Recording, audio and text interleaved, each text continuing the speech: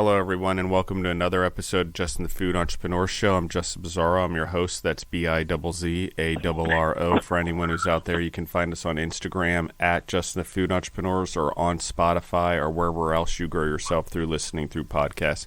So with that being said, I have with us today from Los Angeles, California, Soul Food Sunday, Charles Glaster and Isaac Jones. How are you guys doing today? Doing good. So, yeah, I love it. I love that you guys are on. I appreciate you guys responding to the reaching out to you guys on Instagram and DMing you. So, I mean, based on the title, do you serve food every day or just Sundays? We just do Sundays for now. I love it. And so tell me a little bit about you guys. Tell me about your background. Has food been in your background? Why did you decide to start this concept? What is this concept? Let's talk about that too. But let's give a little bit about your guys' background first and what led you to creating this business. Got you. Well, I'll go first. So I'm Chuck, by the way.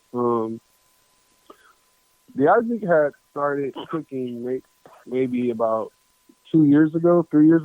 And he used to just sell it out of his house by himself. And I was into cooking, but not so much like selling food, more so just like cooking for taste for myself, for my close immediate friends and stuff like that. But like with the business opportunity, the Isaac kind of presented it to me like we could probably, join up and, make it lucrative, So that's kind of like it summed up. The Isaac could go a little deeper, probably.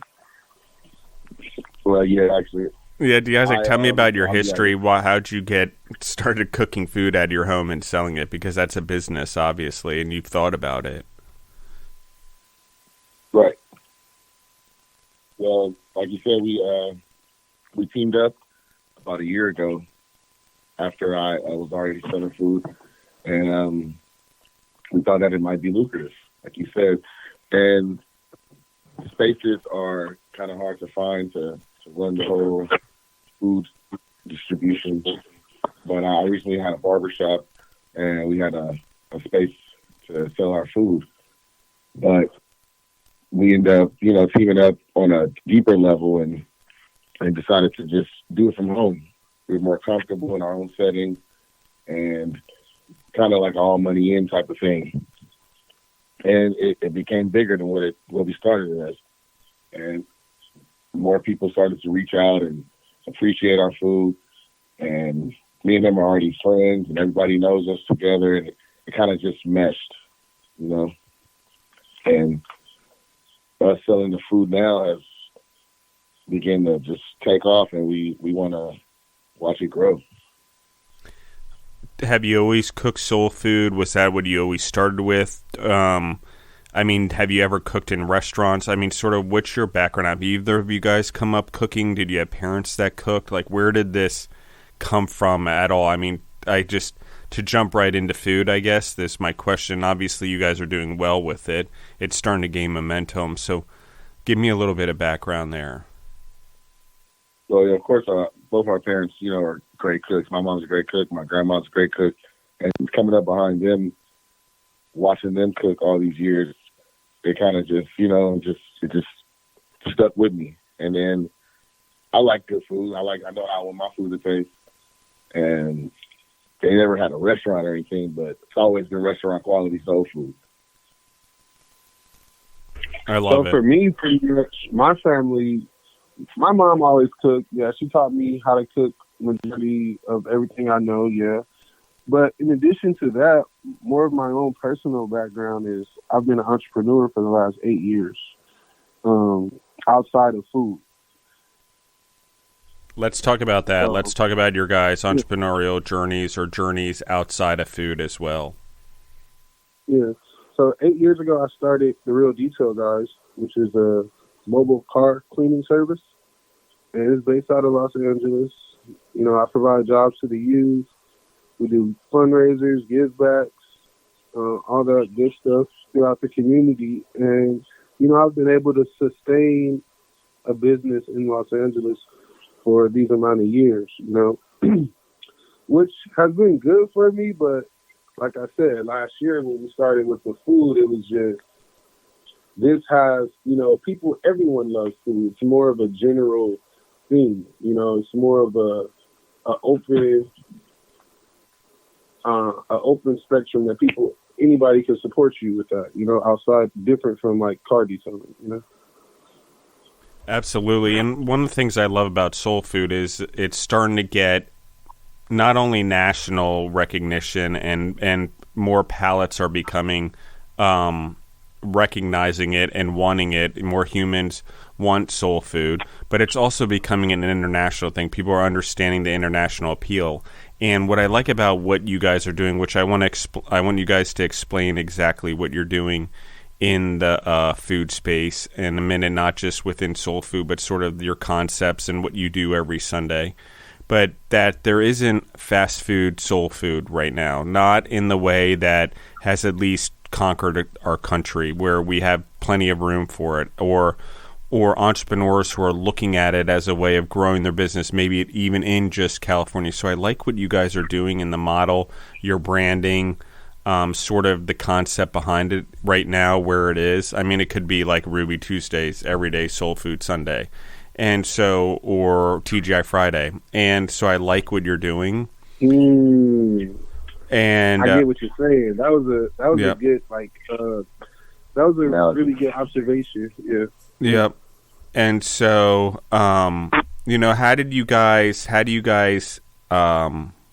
envision this? What is it exactly that you're doing within food right now in the soul food space? Well, to be more clear, that our name is sold out. So the name in the Instagram says Soul Food Sunday just because that's the only day that we are selling. But the name of the company is just sold out. There you go. That's my bad. It's just so the audience knows that I take full responsibility for that. Yeah. I see it in the notes here.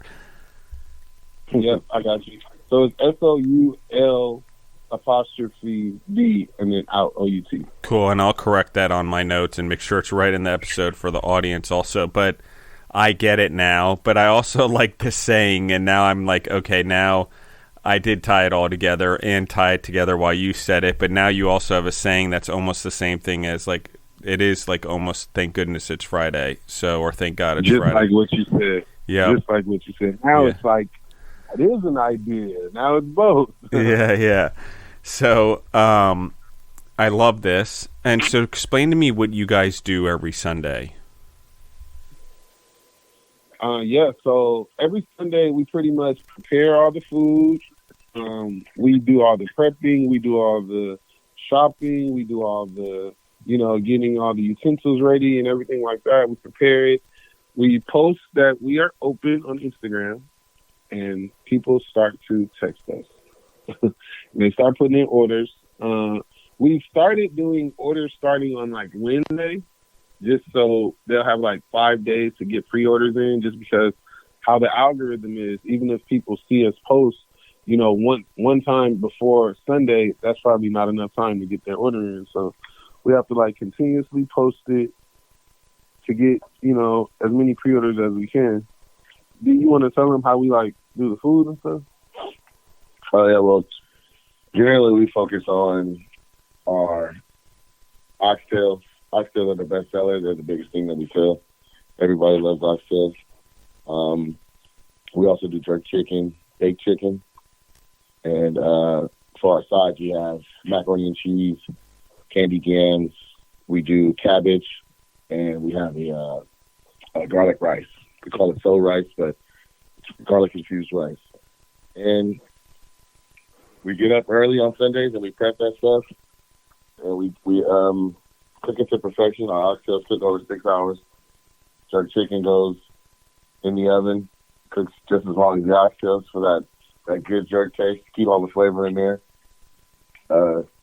Chuck, he handles all the good prepping, all the slicing and dicing, all the stuff he does the hard part basically.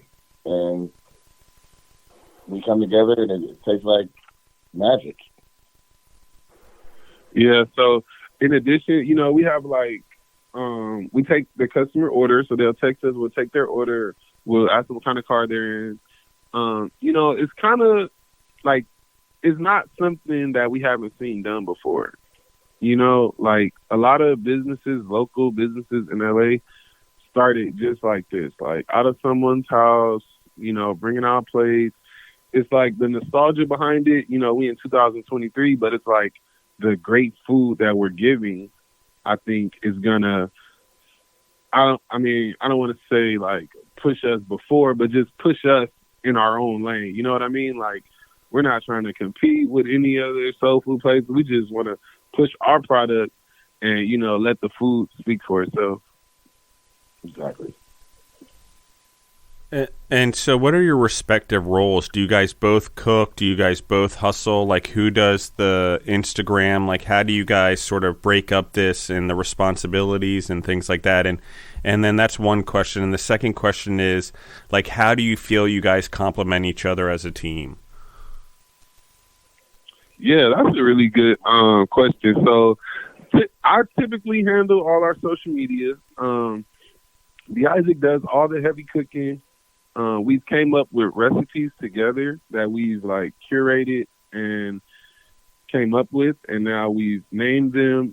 Each recipe has its own unique ingredients. What else, D?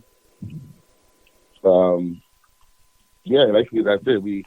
Chuck handles all the social media and all the cooking.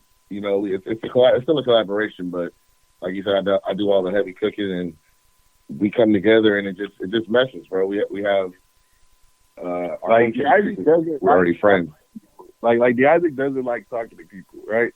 So I don't mind talking to people. So that's where, like, with our business model, like, we have to have somebody in contact with the public, to let them know what we have going on, like all our promotion, all our logos and stuff like that. Like, we have to have that part too. So I'll pretty much do that, and D handles like the food part for now.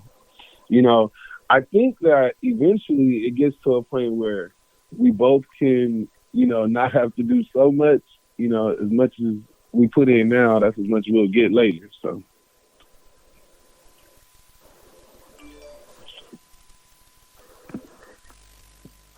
Is there something you guys don't enjoy doing? Is there any part that you're like, oh, I wish we had a better way of doing this? Or is it, and I do like the reposting of the social media, and like, talk to me about what's your least favorite parts to do also, or what are you guys seem to struggle with? Cleaning up. Probably cleaning up. But I'm just saying cleaning up because we are in a house. So we have to, like, make the house presentable throughout the week. So it's like not just like a kitchen. Well, I guess you'd have to clean the kitchen the same way. So I guess the latter is being able to have staff that can help us do everything so that every movement in the kitchen is a little easier, Explain that a little bit. What do you mean by that? So, like, for the most part, if we had more staff, like if we had maybe just 2 people for now, with the amount of orders that we're getting, maybe just 2 staff members that were like consistent, it would help us maintain cleanliness in the kitchen so that we could possibly have more food made and prepped. So having more prep cooks or something like that, having a line cook would help us as well. Yeah, being able to clean as you cook definitely depletes the cleaning task for the end of the day, because we definitely have a lot of more orders going in and out every Sunday, more than we expect. Sometimes it's less, but it's still a task with cleaning up. So that would definitely been doing it every Sunday since the first of this year, except for one. We went out of town, but other than that, we've been 10 Sundays in only. And you guys are obviously learning pretty quickly, and I love this. So do you guys have, who are some of your role models, maybe leaders growing up?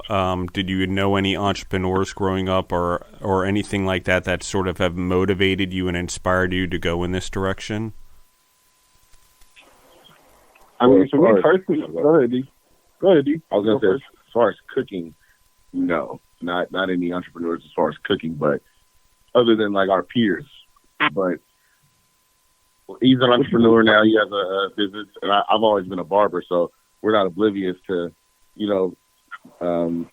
running our own money making machines.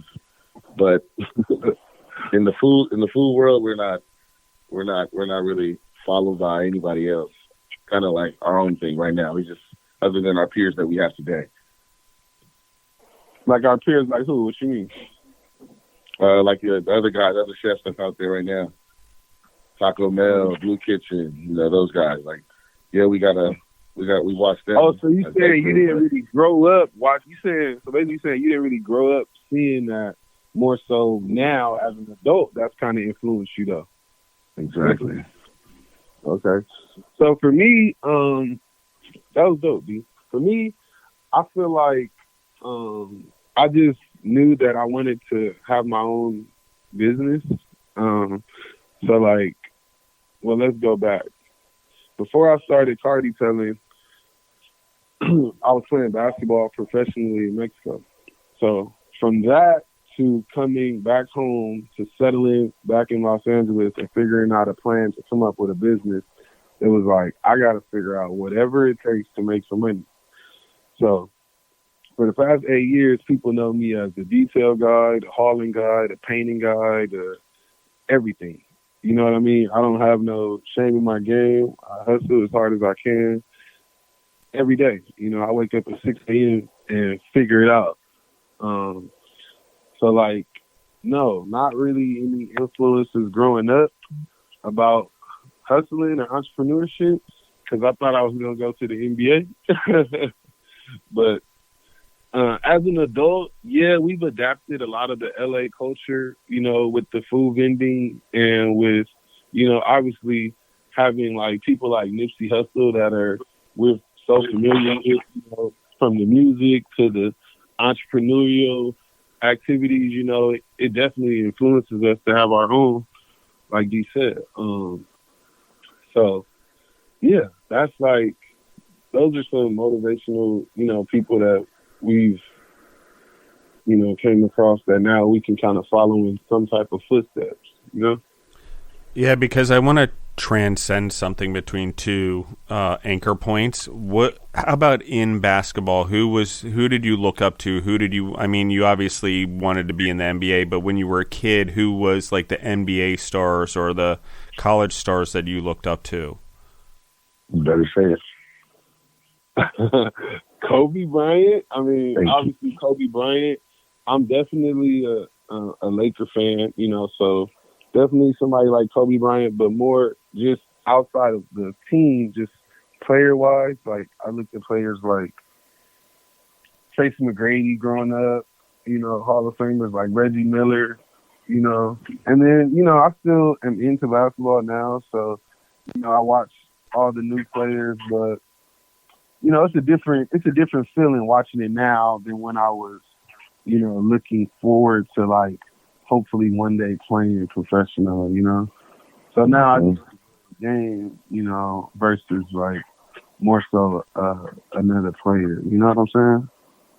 Yeah, absolutely. And I was just wondering, well, obviously Kobe Bryant is one of the best, obviously, and his work ethic is out of this world, and his relationship with the ability to be coached by multiple people and Tim Grover's impact on him has been enormous. So I think all those things, like talk about someone who was a leader and had mentors surrounding him constantly and coaches around every avenue. I think that's one of the individuals. So I think all those influence transcend just the sport of basketball, right? And our lives just in the sports that we play, or in Kobe's case or in whoever's case, it transcended basketball.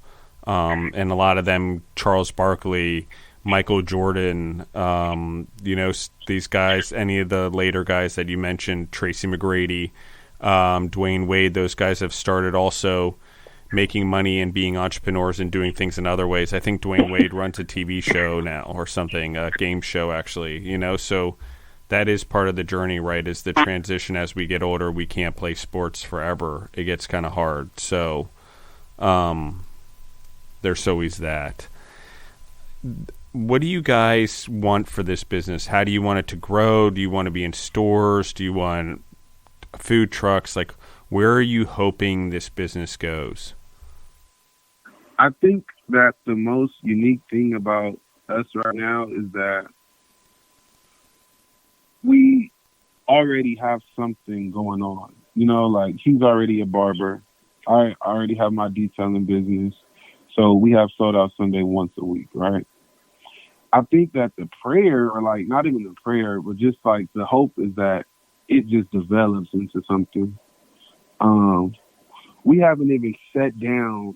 We haven't had the time to sit down and say, all right, let's look up for a food truck, or let's look up for a brick and mortar. Like, to be honest, we're just so busy with what we already have going on every Sunday, and that we're like tending to Sunday to make Sunday so perfect. Like, every Sunday we're getting better. You know, like, we're adding new things to the menu every Sunday. We're adding a new logo every week because I do all our logos, and I can just, you know what I mean? Like, we're growing at a pace that I think is really fast because we're at 800 followers in 3 months. But I don't know, you know? Me and D haven't even had that discussion. D, what do you think when you think about sold out? Like, I feel like when you think, every Sunday is for real, kind of new to me. every Sunday is new to you, right? Yeah, like you said, we're constantly growing. Even someone else told me, like, hey, man, every time I get on Instagram, you guys got something new going. I said, appreciate it, man. We're just trying to, you know, do our due diligence and make you guys love us. Like, keep pushing the envelope, you know, because I've been doing marketing for the last few years. So it's like, when we go now, it's like, we already know how to do marketing. We just ain't never did marketing for soul food. Yeah. Like, you know, you already had customers. We probably get, 15 to 20 people walking through his chair a day, probably more. Yep. I know. That you just get to talk to every day. Wait, you know what I mean? So it's like, we're already touching people. It's just, now we got I got something else for you. Go ahead. Yeah, wait until you have a place called like Fresh and Sold Out, where you get your hair, you put in your order, you get your haircut, then you pick up your food once it's your soul food once you're done with your haircut on your way out the door. When like people get oil changes. Through the car wash. Yeah, like your car is going through the car wash. Yeah. And anyone who's been to the Midwest, there's Quick Lubes, which used to be Quick Lube and Steak, which people used to get their oil changed and then get like a steak and cheese and French fries and a hamburger. Now they've built restaurants without the oil changes, but that's how they started. So just kind of a cool fact there. But so I love what you guys are doing. So talk to me about you said you're learning a lot and every weekend, and you guys really haven't had the discussion. But one of the things you said was you do all your own logos and you do all of your own designing and marketing and stuff. So talk to me about that and how you guys take that on, and who designs the menu items, who comes up with the recipes, who does. You mentioned the artwork, so talk to me more about that as well.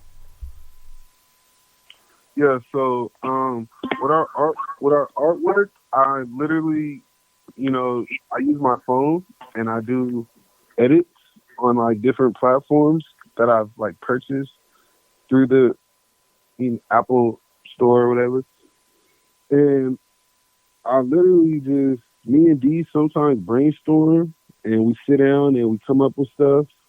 You know, I bring a lot of things that I've used in the past to now that, you know, this new following hasn't seen.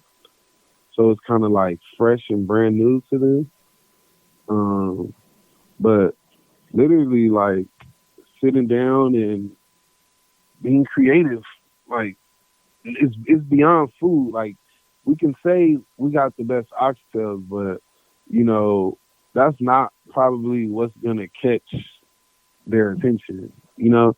So when we post a funny video or us just being ourselves, if I just post D dancing and people like tapped in, like that'll make that makes them enticed to, you know, tap in. Like, you know, we some good dudes, you know. So yeah, things like that. You want to talk about the food, D? So pretty much, I just kind of, I've been doing this so long. I just know how to cook. None of the recipes are written down. I don't measure while cooking. You know what it's supposed to taste like. You know what it's supposed to look like.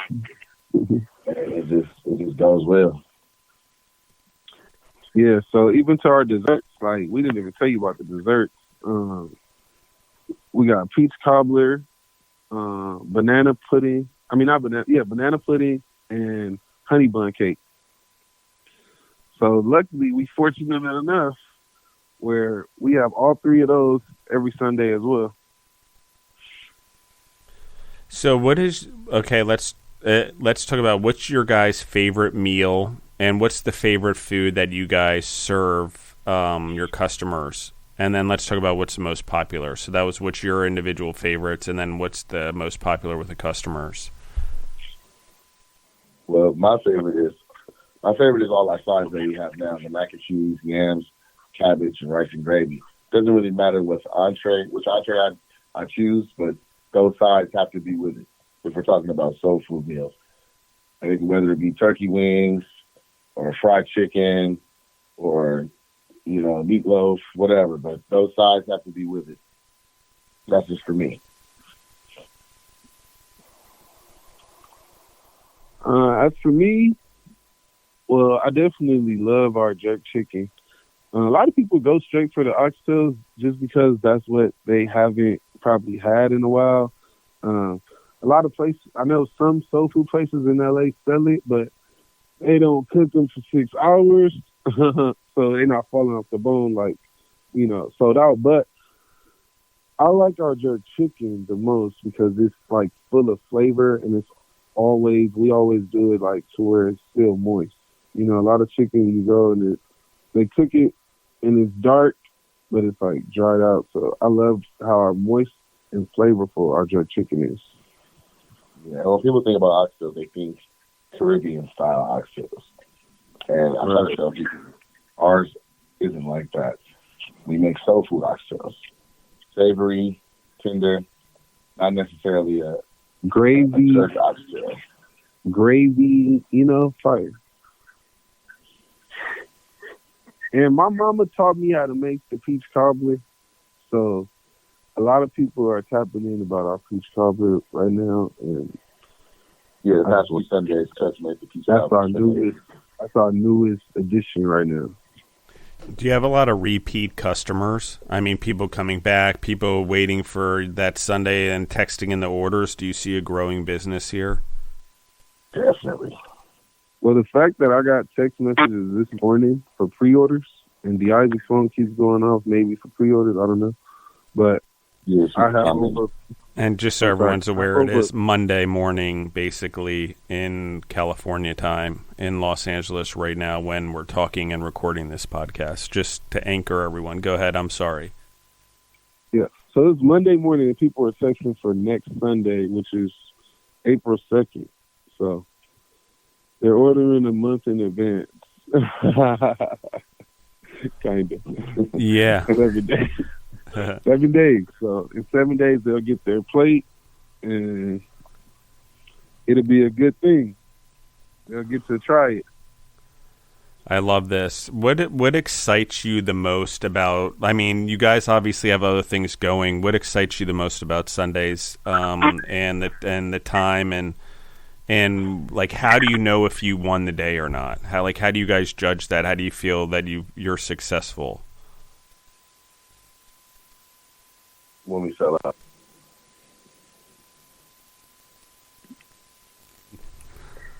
That was a Kobe Bryant answer if I ever heard one. That was just 3 words or 4 words. So and the name of your business, right? Sold out. Definitely. Cool. I like that. When we sell out. That's it. I mean, we typically have nothing left over. Our first few weeks, we never had anything left over, but we had food that we hadn't cooked yet. So if we have food we didn't cook yet, like just, extra meat that I had, and we decided to start making Mondays our give back day. So we would make the rest of the chicken that we hadn't cooked, probably like 3 pans worth, and we loaded it up back of my truck, and we drive around downtown LA giving out plates. I love this. I love this a lot. That's like stuff that we don't even post. You feel me? Like, we ain't posted us passing out no plates, none of that. It's just me and D do it, and we know what we doing, Yeah. I love the community. I love being involved in the community. Sorry, go ahead. No, I was saying that people are ecstatic when they see the food and they say, "Oh, it's soul food." Like, people don't give out soul food down here. They see chicken and yams and rice and gravy. They're like, "Oh, wow, can I get 2 plates?" Yeah, we lay it out. It's not like, we skip it or nothing. We just make a regular plate, and we took like 50 plates once. Like, just, literally extra that we just, it was like, well, we're going to cook next week, but let's, put this out into the universe. Yeah, those people deserve to have some sold out too. Love it. Is there anything you guys want to share with the audience? Anything you guys want to tell the world? Anything you guys want to motivate, add in, like talk about? Like, I want to make sure there's lots of room for you guys as well. Whatever you guys got going on in your head, you guys got any ideas, just go for it, man. Even if you don't believe it all the way, find somebody you know who's going to be a good partner, who can be a sense when you unsure or anything like that. Just go for it. Just go for it. You never know what the outcome's going to be. If you be steadfast, most of the time it's going to go in your way, go in your favor rather. So just go for it. Make the money.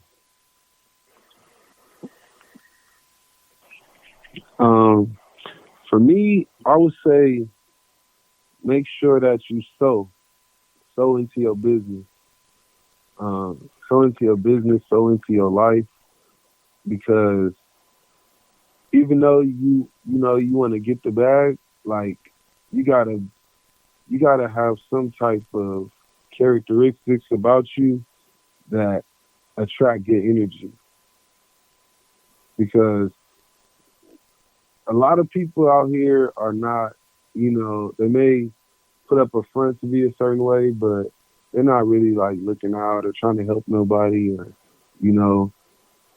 and I ain't saying we gonna go to heaven because we done gave out place, but I think that the energy that we putting out and that sowing that we're doing into our business is gonna reflect.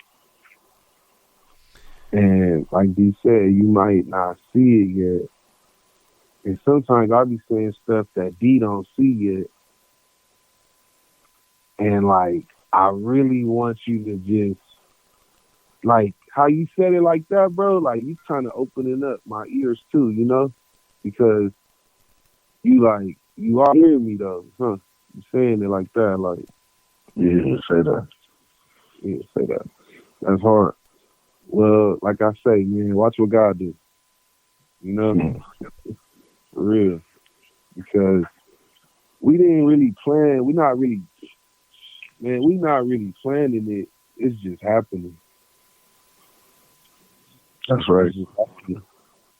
Yeah, and there's other guys that are doing stuff like you guys are doing in like New York, interestingly, not in the soul food space, but in the food space, and then giving back to the communities in the way that you guys are doing, and I think it's really cool, and I think that mission and that purpose that you guys are talking about is huge, because again, the servant leadership thing, let God lead and we follow and just keep going, keep moving, I think is hugely important. Yep, definitely. Well, it's because I was watching this guy, Michael Todd, and he said, he was giving us the 7 principles of why you either go broke or you have funds, and I'm gonna tell them to you right now. Let me tell them to you. I love it. Let's hear this. Let me find it and tell them to you. Hold on. Hold on, D. Hold on, D. Hold on, D. This is important. This is important right here. Dang, but I can't find it. The 7 principles of why you go broke and why you have funds. Oh, yeah, here we go. Hold on, give me a second. All right. Awesome. I love it. So, here's the thing. So, I'm sorry. Let me fix my words that I said. These are the 7 secret simple stewardships. Okay? So first, if you are seeking, then you're moving forward. If you are sowing, then you are moving forward. If you spend feasibly, you're moving forward. Save fundamentally. Secure the future and savor fully. Okay? Now, those are 6. Now, the 7th one is set apart the forbidden. So now you think about what I'm saying. Now, you may have to play it back. But the idea is that if I do all those 6 things and I don't do the 7th thing, then what good is it to have all the money if I'm not giving nothing back? I love it. Will you read those for me one more time? Yeah. Seek first. Sow frequently. Spend feasibly. Save fundamentally. Secure the future. Savor fully. Sorry. And set apart the forbidden. I love it. And I agree with you 100%. If you want to move into the future, you got to give back to what's behind you and those that are behind you in order to move forward. And I think it's the same financially. And I think it doesn't always have to be in the form of money. It can be, well, we're going to throw this away. Why not feed people? And I think and that's just extra energy. That's just extra time, which we have plenty of. It is our most valuable resource. But when we give it and we use our time to make things that were going to be no longer valuable to someone else, that's better than giving cash. In my opinion, I've been in the food business, and I agree with what you guys are doing for 24 years. So 100% or 25 now. And so thank you guys for coming on the show. I really appreciate you guys. I'm going to have you on for a part 2 because I think probably by the fall, maybe even through the summer, your business is probably going to grow pretty rapidly. I think you're going to figure out how to have more than just Soul Food Sundays where every day is Soul Food Sunday and you're sold out more than one day a week. I'm having a feeling that that's going to happen. And I think that you guys have just such great mentality and a hustle mentality and Black Mamba mentality since we talked about Kobe Bryant. And I think it's going to do you guys really well, and I think your business is going to do well because of it. Gosh, I don't think there's anything else, but is there anything else you guys want to say before we wrap things up here? I just want to say appreciate you. Yeah, like, I appreciate you. I don't know what energy led you to finding us, but, that was dope, and I'm glad that I am active to where I was able to, get in touch with you, and we got it done. So I appreciate that. Yeah, and I mean, I'll be honest with you guys, and I appreciate you guys, and I'm going to just tell the audience, like, there's a, hotbed of food going on right now, and a lot of entrepreneurs bubbling out of the Los Angeles area in particular, the New York area in particular, and, the Nashville area in particular.